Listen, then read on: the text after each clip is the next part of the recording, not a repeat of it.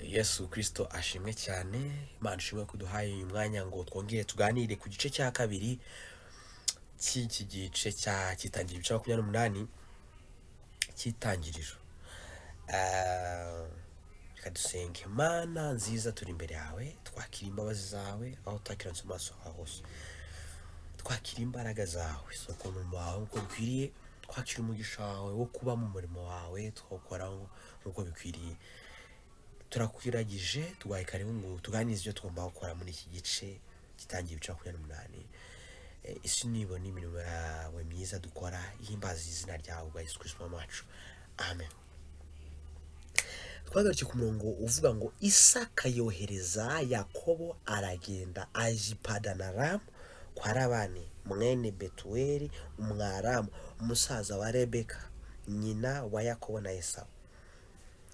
Agiye kwa anko gusaba y'umugeni, aho tukiri kuri cya gice. Kandi Esawu abonye yuko Isaka yahesheje Yakobo umugisha, akamwohereza i Padanaramu. Bivuze ngo yabonye ko se yahesheje umugisha murumuna we, amwohereza i Padanaramu gusaba y'umugeni. Turacyari muri adiri yo gusaba umugeni. Kandi ko yamwihanangirije akimuhesha umugisha, ati kumwihanangiriza. Umubyeyi ari kwihanangiriza umwana we, ntuzarongore umunyakananikazi. Uwo nesa uri murabireba, aramara bikurura neza, yamenye gahunda ukuntu imeze. Ni nko kuvuga ngo ibintu dukora muri magambo aha ni mu muryango umwe, umwari kwigira ku wundi. Ibintu dukora abana bacu babyigiraho, abavandimwe bacu babyigiraho, ababyeyi bacu babyigiraho. Hanze mbere yuko abandi babyigiraho, tujya tuvuga ngo itorero ni ryo mu rugo. Hanze ribanziriza mu rugo, hanze yo mu rugo abandi nabo bitabiza byikora. Birakwiye ko ngo mu rugo ari twe duhagurukira rimwe, uko duhari tukagenda tujyanye umuco, dufite ritme imwe. Iyo bitabaye ibyo, ubwo nyine mu rugo bibazagarazagari, tugasenyuka, narwo ntiruba rukiriho. Niyo mpamvu dusabwa agakiza impande zombi, umugore n'umugabo n'abana. Ni ngombwa by'umwihariko ababyeyi, kuko nibo abandi bakomokaho, nibo ba chef de famille, kugira ngo babere umuco abantu bakuru. Bibiri bagarukaho cyane. Paulo naho yagiye abivuga, abwira Timote ngo ubwira abagore bakuru kuganiza, guhugura abagore batoya n'iki kubahugura. Ntibivuze kubaha amahame n'iki no. Hari uburyo hamwe n'umwuka wera Imana iganiriza umuntu ikamubwira ati hugura gutya. Impuguro ziratandukanye. Duhugure neza hamwe n'umwuka wera Imana idukoreshe, kugira ngo niba ari abantu bubaka ingozi bigende neza. Kuko Satani ndacabishimangira mu bintu nkunda kuganiza, gusangiza na Benedata, harimo ikintu cyitwa umuryango. Umuryango buriya nicyo kintu Imana yaremye bwa mbere ngo kibe autorité, gifate autorité. Donc yamaze kurema ibyaremwe byose biriho bidukikije, irema umuntu ngo abiyobore. Umuntu rero, umuryango imaze kurema, nuko arizi ko ishaka gusozamo amasezerano yose yo mu isi. Imibereho yose yo mu isi ishingiye mu muryango. Satani rero nta azawurwanya kuko byagenda kose, kuko muribuka ko abamaze gukora icyaha Adamu na Eva, Imana yabibukije ko yarababwiye ngo mu rubyaro rw'umugore niho hazava ubutware, ubushobozi, uzamena umutwe Satani. Mu rubyaro ushatse kuvuga ngo mu rubyaro hazaba habayeho kubonera k'umugore n'umugabo. Kubonera k'umugore n'umugabo hazabaho kubaka urugo. Hamwe n'umuryango Satani ifite akaga. igomba kurwanya rero. None natwe rero dukeneye kwambara za ntwaro z'Imana. Twaganire mu gice cya mbere. Esawu nawe abitaye mu gutwi. Kubera twamenye neza impamvu adashaka ko barongora mu banyakazi bafite indi mico. Uyu muryango wa Yakobo wa Isaka ukomoka kuri Aburahamu wahawe isezerano ry'uko mu rubyaro rwe ari isi izahebwa umugisha. Niyo kuvuga ngo nima gakiza kari niho kazanyura. Isi yose rero abadakijijwe bazakizwa kubera uwo muryango.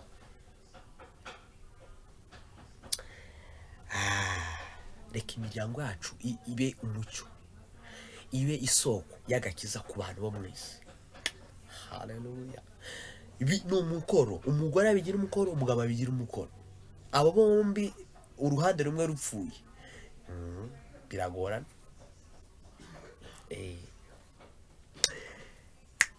Ubwo rero turacyari kuri ya tipu yo gushaka.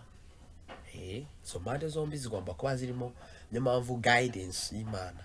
Urabona ababyeyi ba stick bashinze igiti, bashinze inkoni ahantu n'icumi. Ahantu ntabwo ugomba gushaka umunyakananikazi. Bashinze icumu. Narivuze ngo hamwe n'umwuka wera amahitamo yacu Imana iraza kuyayobora neza. Hari umugabo witwa Hoseya yagiye gushaka maraya. Bibiliya irabitubwira. Umuhanuzi witwa Hoseya. Umuhanuzi urumva n'ibyo byose ni umuntu w'Imana. Agiye gushaka maraya. Sinzi uwabibona ukuntu yabifata. Umuhanuzi yagiye gushaka maraya kubera iki? Ariko hari icyo Imana yavuganye, hari icyo yavuganye nawe. So ngo n'urwo ruhande rurahari. Ariko ikintu kiri general duhuriraho nuko dushaka mu bantu bakijijwe. Kandi abantu bakijijwe ntabwo twamenya ngo unarakijijwe niyo yaba amaze imyaka ingahe muri itorero. Oya, nta nubwo tuzajya kuvuga ngo umuntu wo hanze ngo ntakijijwe. Yego tuzamenya kumutobera, ariko hari imico abantu b'Imana bamwe na bamwe tubana, abitwa ko bari abantu b'Imana dukorana umurimo, bafite isa niyo hanze. Ko ibintu byose biravanze. So birasaba. Nari ntinze cyane ku mwuka wera. Umwuka wera atanga ibimenyetso, akongera agashinga, agasubiramo ibintu, ngo kugira ngo umuntu wayatayoba. Imana iradusura. Ibintu Imana rero ikomeza gusura ituganiriza. Ikintu Imana ikomeza kugarukaho. Ntabwo Imana itwanga. Iyo usenga ibyo Imana ikomeza kugarukaho, kuki utabikurikiza? Ko byakomeje kugaruka. Noze dukeneye kuba nka Mose niwe Imana yakoresheje ibitangaza, kimwe kivaho ikindi cyawe rangira avuga ngo yewe Mana tumushaka gutuma. Imana irarakara. Ibyo bintu ni bibi. Kurakaza Imana aho kugira ahantu Imana irakara ni bibi. Muza Abisirayeli bari mu butayu kutizera, gukomeza n'abariya Yesu yabwirije. Bahoraga babwira Yesu ngo twereke ikimenyetso ngo tukwizere, kandi yarahoraga bikora. Ngo niba mutanyijejwe n'ibyo mvuga, mubwizezwe n'ibyo nkora. Bishatse ngo ntabwo dukeneye ko ibimenyetso ni byiza kubisaba, ariko niba Imana yabitanze igasubiramo ikintu, ikongera ikagisubiramo mu buryo butandukanye, ngo Imana nibwo ituganiriza. Followinga, tutakira, tutabyinjiramo. Hari amasezerano yacu n'imigisha yacu turi kunyagwa. Imana tutabare cyane. Esawu abitaye mu gutwara akora iki? Kandi ngo ko Yakobo yumviye se na nyina akajipana na Rama. Umva ko yamenye ko Yakobo yabumviye, amenye ko hari ukumvira. Haleluya. Muri za ntwaro z'Imana tugomba gutwara harimo no kumvira. Kwizera bijyana no kumvira. Hari zo ntekereza ko batanditse ariko birajyana. Trust and obey, for there's no other way to be happy in Jesus but to trust and obey. Jumwizera kandi jumwumvira, ujye unyurwa na Yesu mu kubaho kwawe. Kwizera no kumvira. Ngo Aburahamu yizeye Uwiteka ngo bemuhaniza no gukiranuka. Yaramwizeye ariko aramwumvira. Va muri iki gihugu ujye mu gihugu nzakwereka. Yaragurutse aragenda. Bibiliya itubwira ngo basekuruza mu kwizera, Hebrews 11. Abo ngabo mu Baheburayo 11 barimo bagaragara ko bizeye kandi byajyanye no kumvira. Ikigaragaza ko twizeye Imana nuko twumvira. Biri mu ntwaro z'Imana.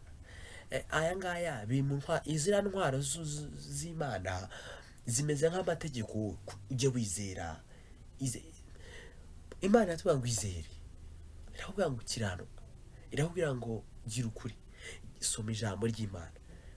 Hari igihe tubifata nk'amategeko ariko nitwe bifite umumaro kuko niyo deal, niho bizanyura. Our blessings, imigisha yacu niho izanyura. Hanze y'ibyo Bibiliya iratubwira, Yesu aravuga ngo ntacyo mubasha gukora mutamfite. Nibyo biranditse kandi kuko tumukeneye buri gihe. Birasaba ko kubera ibintu biba practical, ziriya ntwaro zigomba kujya mu ngiro buri munsi. Gusoma ijambo ry'Imana bihoraho kandi tukamenya uburyo bwiza bwo kurisoma, kandi twarisoma tugamiye kuryumvira. Ugasobanuza Imana aho tumvisha, ugasobanuza Imana mbigenze ne. Nibyo bigusengera mu kuri no mu mwuka. Ni ijambo ry'Imana ni ryo kuri. Mu mwuka nuko niteguye kuryumvira.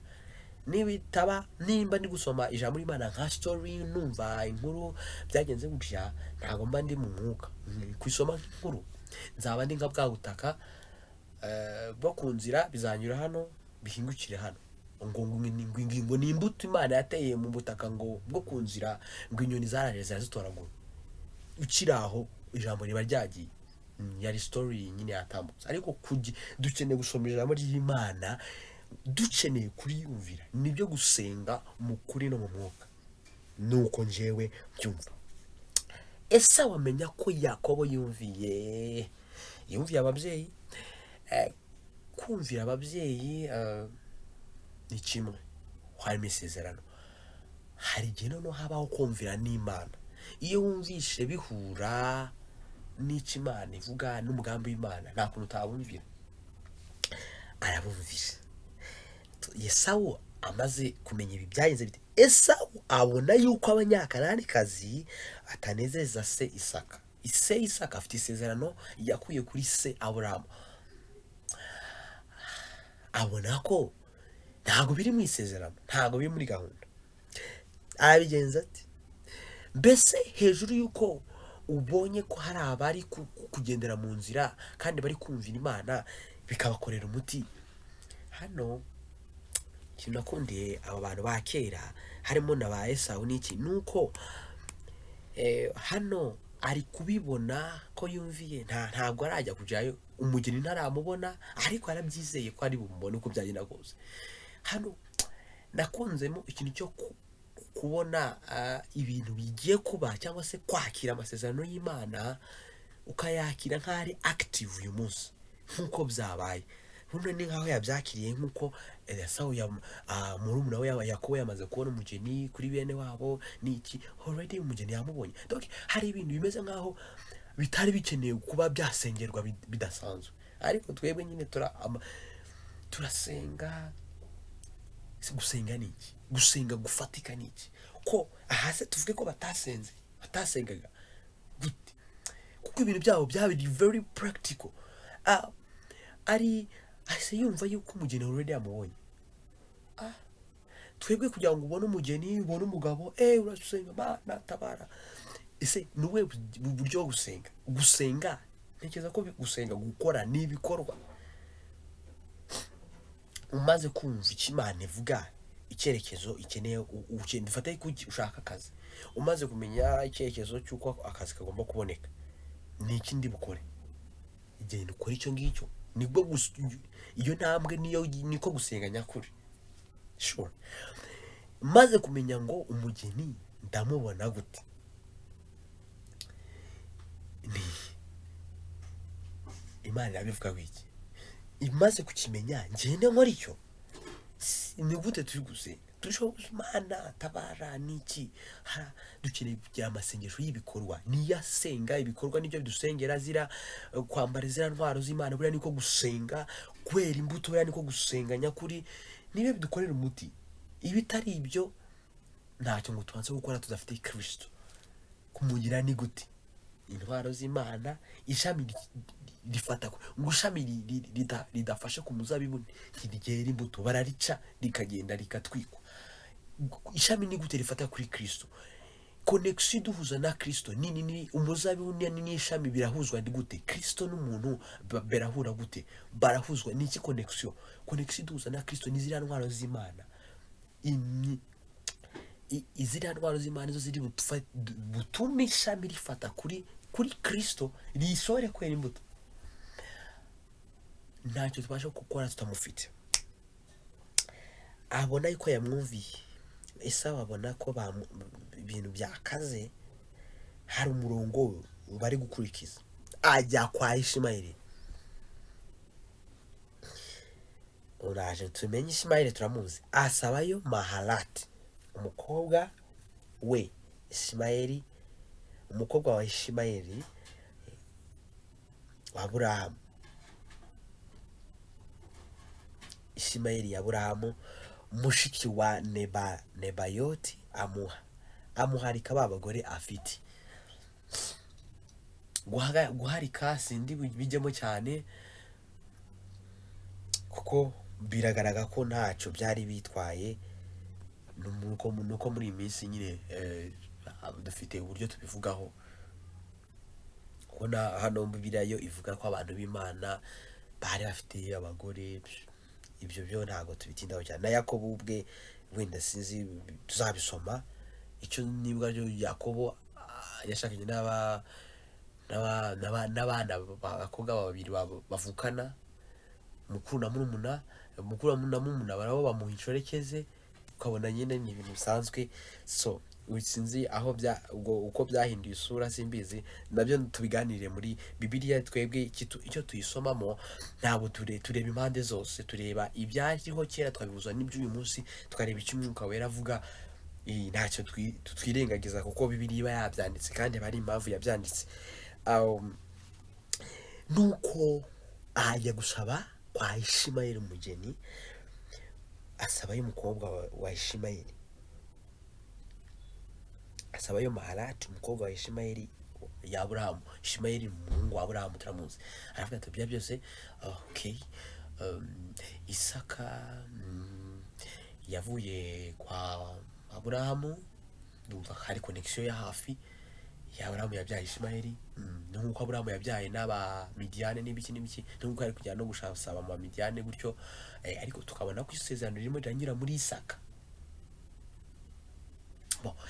Isaka yohereje Yakobo gusaba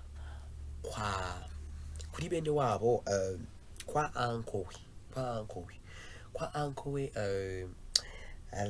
Labane ngo dusubiye inyuma gatoya ndibuka ko aho Isaka ya nawe yasabye umugeni Isaka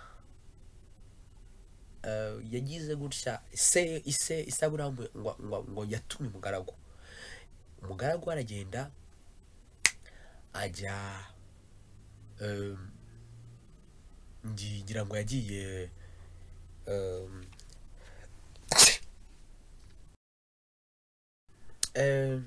mu gitangira cyo 24 niho avuga ngo Aburahamu atuma igisonga cye gusabira Isaka umugeni. Ngira ngo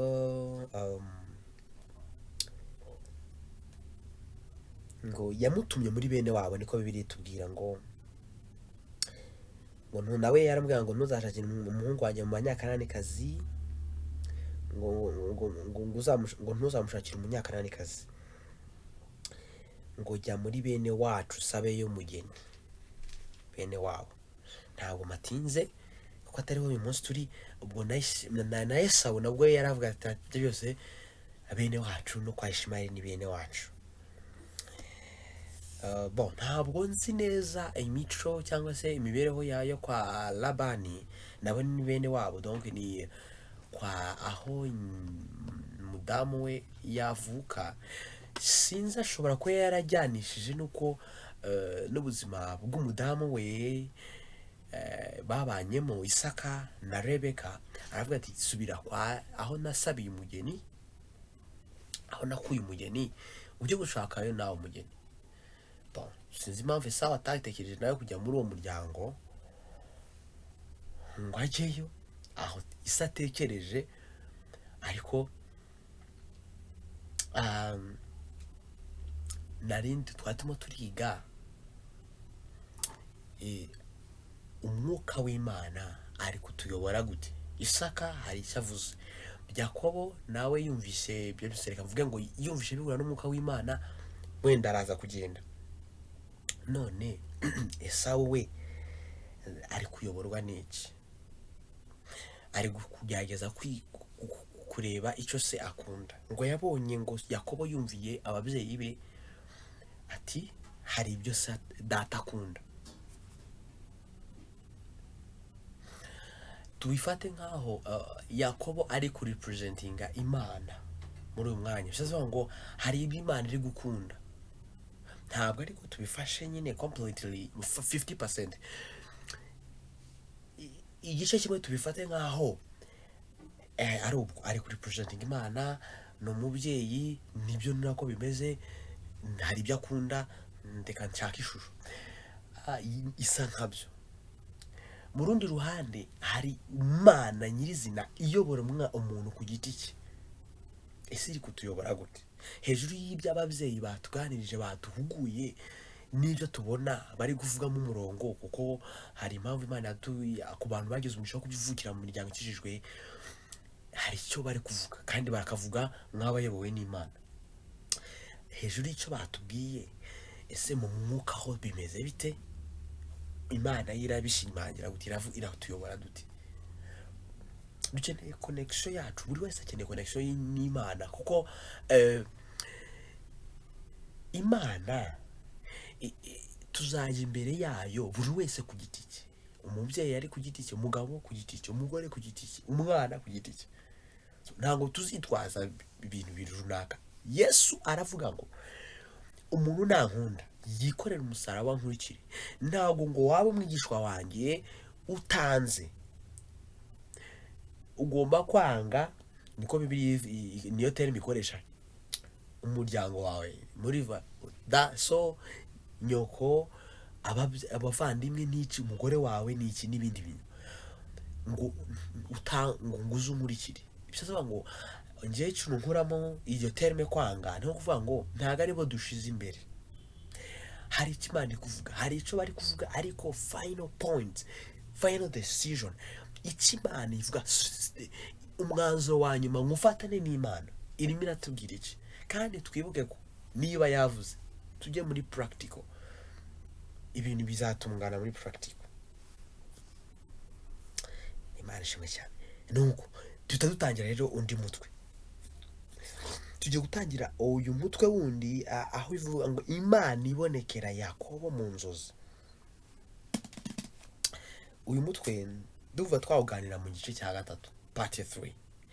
Noneho dusigare dutekereza, Esawu yabonye umurongo, umuryango urimo urakoreramo. Twavuze yuko nk'uko uri mu muryango ukijijwe, tubifate gutyo.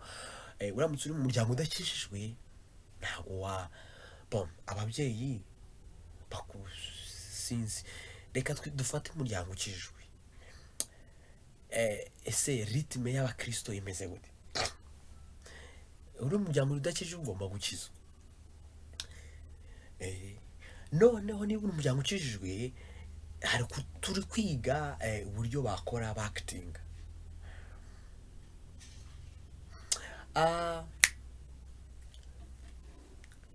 Turi kureba imigendere yabo, bagenda gute. Inyuma yaho umaze kwiga uwo murongo, dushaka umwanya wacu w'umwihariko. Birakwiye ko nta n'ikintu nungutse, birakwiye ko amasengesho yacu dukora, twiga gusenga neza. Ngo impamvu ngo tudasubizwa nuko dusaba nabi, ntabwo, cyangwa se ntidusenga neza. uburyo bwiza bwo gusenga ni ubuhe? Njyewe mbona ko uburyo bwiza bwo gusenga njyewe nabukuye mu bintu bibiri. Ni ugushakisha Imana niba yivuze ngo yaturemeye imirimo myiza muri Kristo Yesu, iyo yiteguriye kera ngo tuyigenderemo, nta yindi gahunda, nta wundi murongo n'uwo. Nkwiye guharanira gusenga uburyo ngera kuri iyo point yo gukora imirimo myiza, gukora neza, kugira neza. Irindi jambo rya mbere nkunda cyane muri Bibiliya yose ni Matayo 22. Hari ahandi ryanditse mu butumwa bwiza bwa Yesu Kristo mu bindi bitabo, ariko aho ngaho nyine barabaza ngo iri tegeko riruta ayandi gukomera ni irihe? Ukundisha Uwiteka Imana yawe umutima wawe wose. Bisaba ngo ibiri mu mutima byose, mu mutima habamo ibyo abandi batareba, ibyo bintu bikwiye gukunda Imana. Niryo itegeko rya mbere riruta ayandi gukomera, ngo ukundisha umutima wawe wose, ubugingo bwawe bwose. Bisaba ngo mu bugingo habamo iki? Ibi bitutekereza byo gusenga n'ibiki cyangwa se n'amarangamutima. Amarangamutima yacu, gahunda zanjye zo gusenga zose ziyoboke, zibe zigenda ziganisha ese zirakunda Imana. Final point, ibi bintu ndi uko ibyo abandi batareba mu mutima biri gukunda Imana. Mbese ibyo mu bugingo, marangamutima yanjye biri gukunda Imana. None ubwenge rero, ukundisha Uwiteka ubwenge bwawe bwose. Ubwenge bwanjye, logique, ibyo ndi gutegura, plans, projects, ibyo byose ziri kuganisha gukunda Imana. No gukunda Imana. Imbaraga zanjye zose zikundi ngo ngikundisha imbaraga zanjye zose. Ibyo ndi gukoresha imbaraga zanjye, physique, my body, biri gukunda Imana. Ngaruke ngo irindi duhwanye naryo ngo nkunde mugenzi wanjye nkuko nikunda. Nuwa ngo terura bya bindi twavuze hejuru, umutima, ubugingo, ubwenge n'imbaraga, nabyo mbigire practical, ngo ugukunda mugenzi wanjye nkuko nikunda. Mbese uyu mutima, ibiri mu mutima aho batareba biri gukunda mugenzi wanjye. Cyakabiri, nkuko nikunda bishatse kuvuga ngo icyo nifuza, ngo ibyo abantu ubyo nifuza ko abandi bangira mbibagirire nanjye. Bishatse kuvuga ngo ngicyo mbibye nicyo nsarura. Sintegereze ko niba nabibye nabi nzabona ibyiza. Oya, niko bimeze. Bibiliya tuvuga ngo ntabwo igiti cy'icunga kizera ipapayi, ntibibaho. Ngo ibyo abandi mushaka ko babagirira ngo mube ari nabyo mubagira namwe. Hari ikintu nakunze ngo nyine iryo nico jambo rimaze iminsi, turacyari kuri cya kintu cy'uburyo mbana n'Imana. Imana tubana gute? Ni iki Imana idusaba? Kwera imbuto, gukora neza. Kuko mu gukora neza nibwo harimo successful life. Umugabo umuryango umwe waratuganirije turi mu mahugurwa, niko navuga. Baratubwira ngo tujya dusenga tuvuga ngo ndashaka umugore mwiza, ndashaka umugabo mwiza. Ukabirya ariho tukaba ariho dutinda, ariko bo baduhaga testimony ivuga ngo ubuhamya buvuga ngo ntabwo nkwiye gutinda nsenga ngo nshaka umugore mwiza cyangwa umugabo mwiza, ahubwo ninde mvuga ngo ni gute naba umugabo mwiza, nazaba umugabo mwiza. Niba narabaye umugabo mu rugo already, ni gute naba umugabo mwiza. Niba narabaye umugore already, ni gute naba umugore mwiza. Niba ntaraba umugore, ni gute nzaba umugore mwiza. Birategurwa mbere yuko winjira mu kazi. Ni gute kari akazi nzakora neza kugira ngo banamfata ahubwo. Byambere bazabanza bamfate mu kazi. Niba bara kumfata nkagezemo, hari uko nzakora kugira ngo magume. Hari ukubona akazi, hari no kukagumamo, hari ukubona urugo, hari no kurugumamo. Nzabona urugo rwiza gute? Ni gute bazanshima? Hari nk'umugore mwiza, hari kurambagizwa no kurambagiza, hari uburyo umusore nkwiye kuba ameze. Ni gute nawe umusore mwiza witegura kubaka urugo? Ni gute nawe umukobwa mwiza witegura kubaka urugo? Nyuma yo kunshima, ni gute nzaho umugabo mwiza mu rugo? Ni gute nzaho umugore mwiza mu rugo? Ntekereza ko icyo wibye nicyo usarura. Ntabwo Imana, niko yatubwiye aba mu muryango watubwiraga, ntabwo Imana izagenda igufate wariteguye nabi. Uburyo witeguyemo ni nako izaguha wa muntu. Hano mwaduhaye ubuhamya aratubwira ngo umwe yagize atya, umukobwa ajya mu rusengero ngo ashaka umugabo mwiza, ariko yarasanzwe aba mu isi nyine biraho, abona nyine ni mukuru, ahubwo ati mbwiye kujya mu rusengero nkazabona umugabo mwiza utazankubita, utazanywa inzoga wenda nkanjye n'urugero, utazagira ute n'ibyo. Mwagezemo ngo arangije nuko nyine ajya mu murimo nk'abandi nyine nkuko bajya mu murimo. Ngo umusore nawe nuko mu gihe cyo kubaka urugo haza nawe umusore nawe wari waraje mu rusengero, nawe yari icyo kimuzanye gushaka umukobwa, ngo nanjye nubwo mba nzi iminsi ndi mu isi hanze, ariko ndashaka umugore mwiza uzamenya utazajya mu ngeso nk'izo wenda mbamo. Nuko igitangaza bahuye, umwe azi ko udakijijwe n'undi azi ko asanzwe mu rusengero. Bakora ubukwe, bageze mu rugo umugabo abatumye umukozi icupa inzoga, ati rete burya rero naje mu rugo mu rusengero nshaka umugore mwiza, ariko nari mfite ibi nibyo nabagamo. Umugore nawe ati ntabwo byose ntiyatunguwe. Hari ibintu bitadutungura. Ushobora niba ukijijwe, ushobora kunyura muri ibyo bintu nk'ishuri wenda wahuye n'umugore utari mwiza cyangwa se umugabo utari mwiza, wenda bikazahinduka cyangwa se akaba ari ukuntu Imana izabigenza. Ariko icyo ubibye nicyo usarura. Umugore nawe ati nanjye burya rero ati yewe ati aho agiye kuzana iryo cupa nanjye nzanire itabi.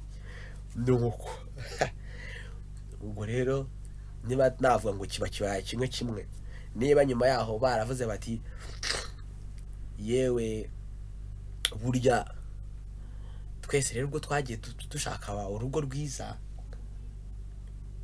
dushaka mu nzashaka urugo rwiza, ntago batubwiraga abo baduhaye guhomya, ntago urugo rwiza nzarushaka mu tuzabana, ndabanza ndwishakemo mbone kushaka mu tuzabana nimparanira kugira urugo rwiza, undi nawe tuzabana ubwo Imana izabigenza neza, aza ariyo motive imeze. Kereka niba ishuri wenda hari uko izabigenza, ariko Imana ntago yakora iryo kosa.